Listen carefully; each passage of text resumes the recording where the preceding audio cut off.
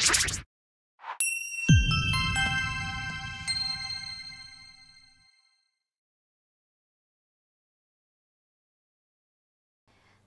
salam Kuiper. Teman-teman, sekarang kita masuk ke video yang kedua untuk sesi kita kali ini yang berjudul laju reaksi bagian yang pertama.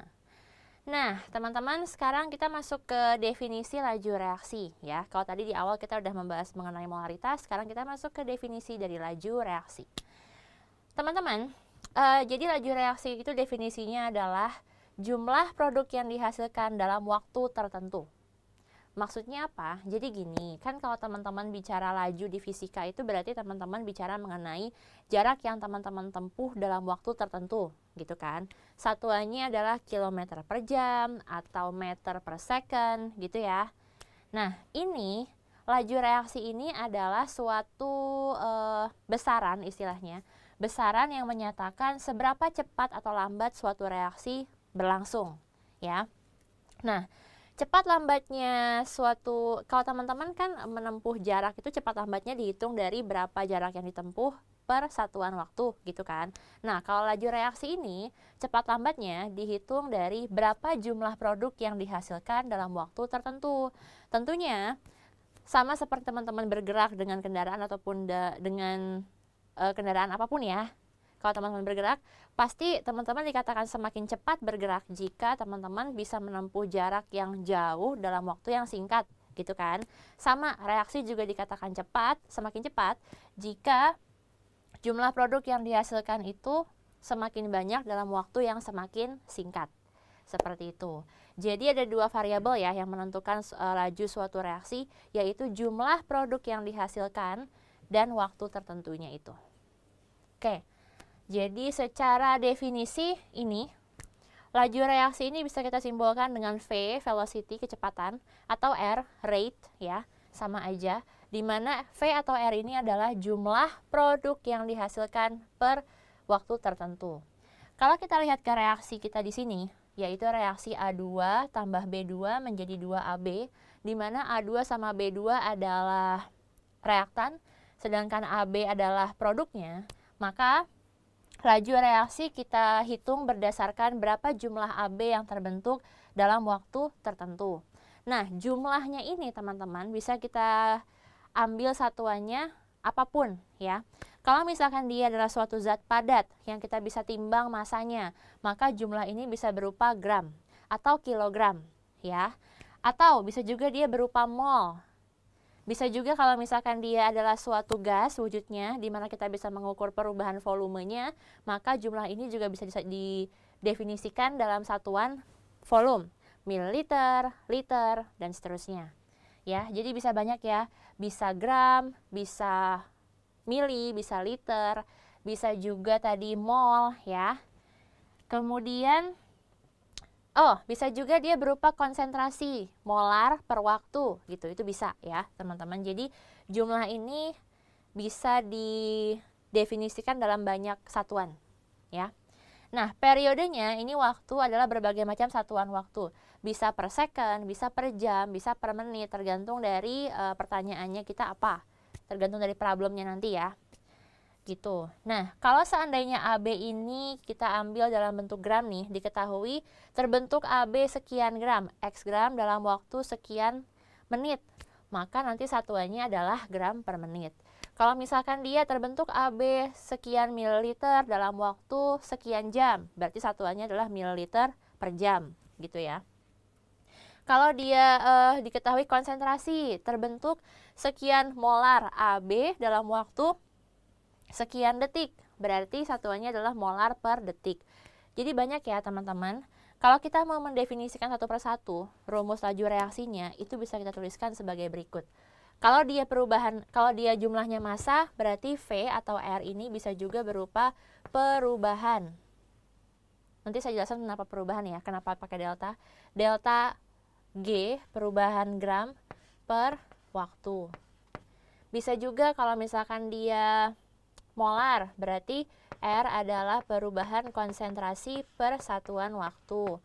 Kalau jumlah zatnya dalam volume, kita mengukurnya perubahan volume, maka laju reaksi adalah perubahan volume per satuan waktu. Kalau misalkan yang diketahui jumlahnya dalam bentuk mol, berarti laju reaksi adalah perubahan mol per satuan waktu. Nah, sekarang kenapa harus perubahan? Karena yang kita ukur di sini adalah kalau waktu oke lah, dia T-nya T0 sama T sekian yang kita ukur jangka waktunya. Sementara untuk jumlah-jumlahnya ini, kita mengukur jumlah awal terhadap jumlah akhirnya itu selisihnya berapa. Seperti itu. Jadi jumlah akhir dikurang jumlah awal. Gitu ya. Makanya kenapa saya tuliskan delta di sini, perubahan. Gitu.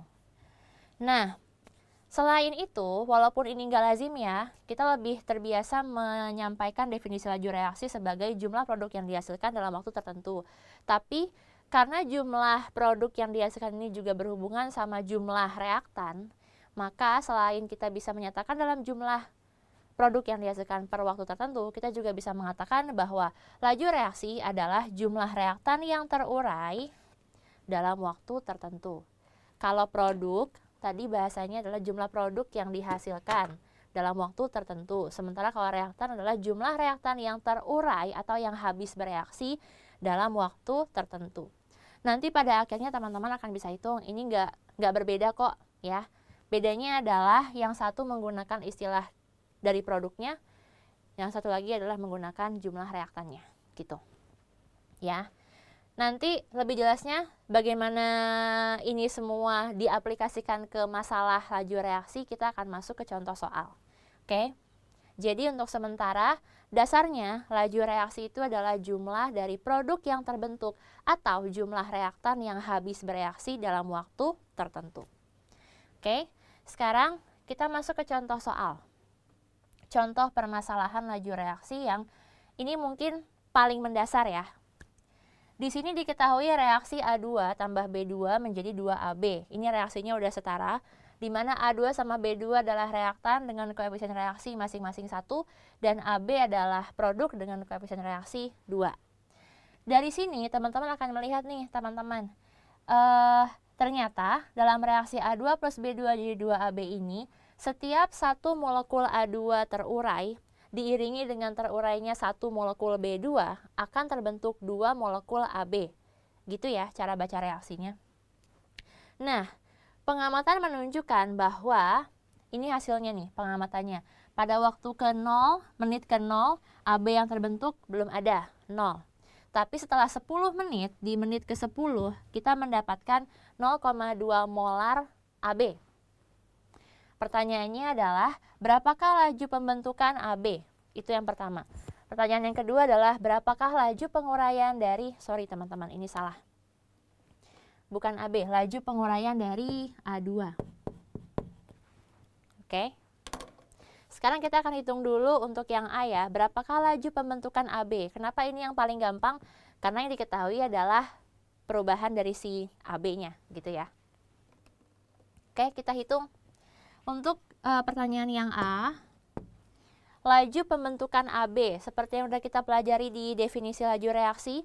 Laju reaksi ini adalah laju pembentukan dari suatu produk atau jumlah produk yang terbentuk dalam waktu tertentu.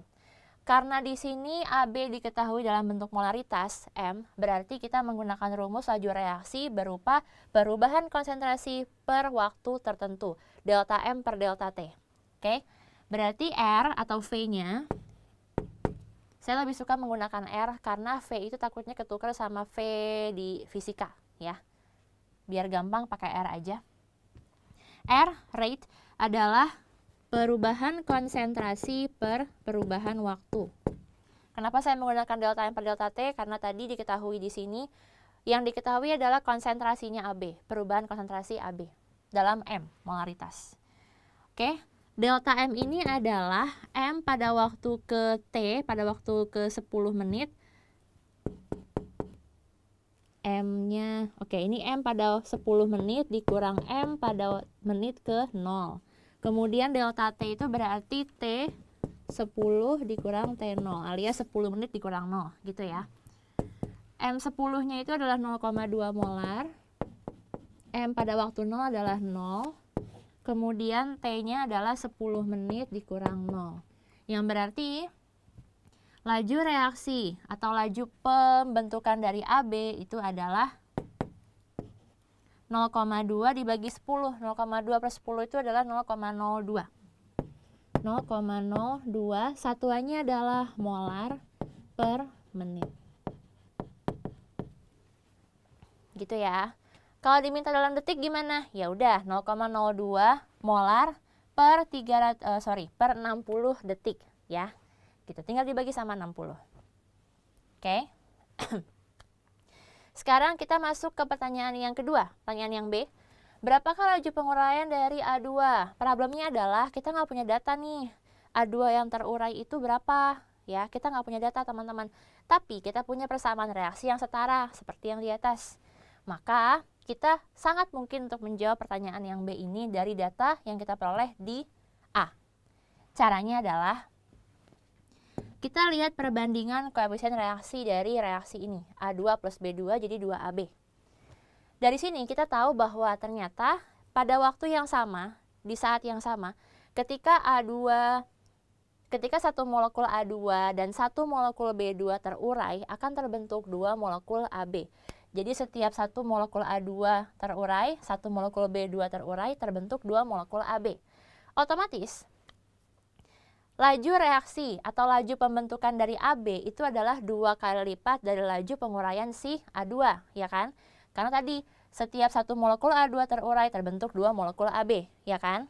Kesimpulannya adalah laju R dari A2, laju penguraian dari A2 itu dibandingkan terhadap laju pembentukan dari AB itu adalah perbandingan koefisien reaksinya, yaitu 1:2. Gitu ya. Berarti kalau kita diminta untuk mencari berapa sih laju penguraian dari A2, langsung aja kita bandingkan terhadap AB, yang berarti laju penguraian A2 itu adalah setengah kali laju dari pembentukan AB. Berarti R, kita pindah ke atas aja kali ya, sini. R dari A2 itu adalah 1/2 dikali laju pembentukan AB. Laju pembentukan AB-nya adalah hasil dari pertanyaan yang A, 0,02 molar per menit. Yang berarti laju penguraian dari A2 itu adalah 0,01 molar per menit. Gitu ya. Nah, teman-teman, sedikit informasi tambahan. Ini adalah besaran laju yang kita dapatkan dari angka seperti ini. Kadang-kadang soalnya itu menggunakan tanda plus sama minus untuk membedakan laju produk sama laju reaktan. Untuk yang produk biasanya dia dikasih tanda positif, plus di sini, plus 0,02 molar per menit, maksudnya adalah laju di sini merupakan laju pertambahan. Jadi produknya itu semakin bertambah seiring dengan berjalannya waktu. Sementara untuk laju reaktan dia menggunakan tanda minus, tanda negatif, yang menunjukkan bahwa reaktan ini berkurang semakin berjalannya waktu. Gitu ya. Jadi kalau teman-teman ketemu tanda plus atau minus, jangan bingung. Yang plus ini adalah untuk produk, yang minus adalah untuk reaktan. Gitu. Tapi cara mencarinya adalah dengan perbandingan koefisien ujung-ujungnya. Gitu ya. Oke, cukup bisa dipahami ya yang di sini contoh problemnya. Ini merupakan definisi mendasar dari laju reaksi. Setelah ini, di video yang ketiga, kita akan membahas mengenai laju sesaat dan laju rata-rata. Oke, jangan kemana-mana, sampai ketemu di video yang ketiga. Salam Kuiper.